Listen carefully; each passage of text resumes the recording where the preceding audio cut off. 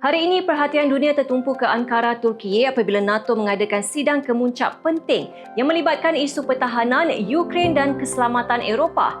Fokus utama kali ini ialah peningkatan bajet pertahanan, pembelian senjata baharu dan sokongan berterusan kepada Ukraine.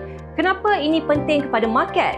Bila ketegangan geopolitik meningkat, pelabur biasanya akan lebih berhati-hati. Saham global boleh bergerak lebih perlahan, aset safe haven seperti gold dan US dollar boleh mendapat perhatian.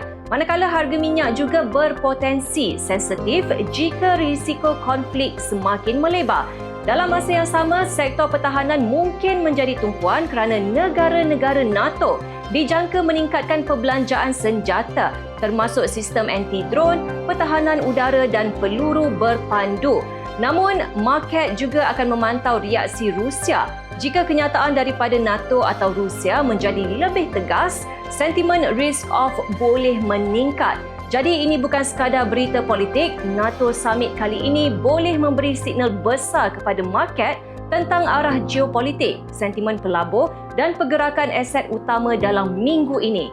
Untuk sekarang, semua mata tertumpu ke Ankara.